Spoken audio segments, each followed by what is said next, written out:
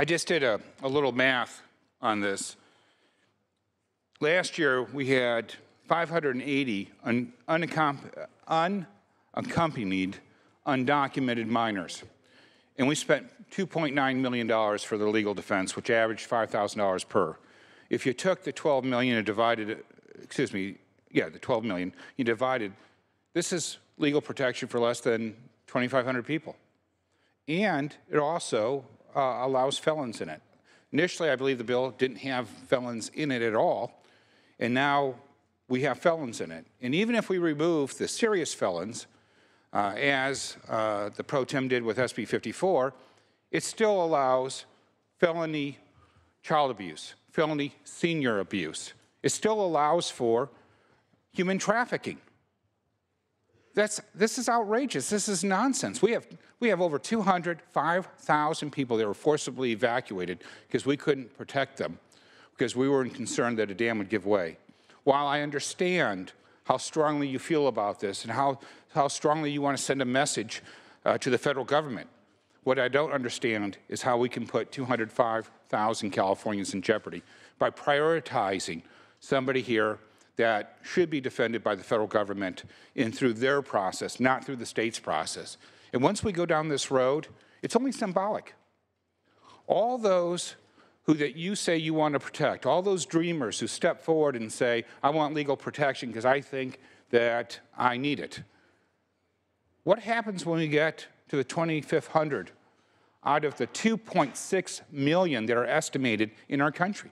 2.6 million. And yet we have not enough money in this to cover 2,500 people. It's 2,400 people, but there's also some costs, so it will be less than 2,400. This is a symbolic measure that sends the wrong signal to a population you purport to want to protect. Dreamers are going to believe that they have legal protections they simply don't have. I know the author's heart. I know that he's working hard and he's trying to do the best he can. So this is not to reflect on his efforts and what he believes in the slightest. But it's wrong to mislead people and give them the hope that there's legal protections when there aren't. And it's wrong to divert money that could be used to actually help Californians save their homes, save their businesses, and save their lives. I urge a no vote. I find it ironic that we're going to be discussing how local law enforcement and how state should not be in the immigration business.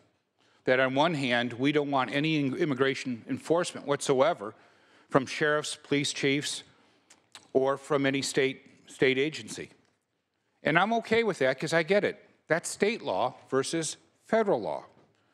What I don't get is we're now providing legal defense, which should be federal legal defense, not state legal defense.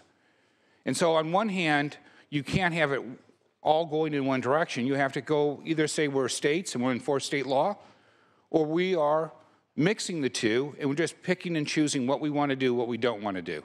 The state is liable for certain items. The federal government is liable for other items. Let's not mix the two. It's not our job to give civil defense to federal crimes. These are federal crimes. We're not talking about whether the person murdered, raped, or molested. We're talking about whether the person is here undocumented or not.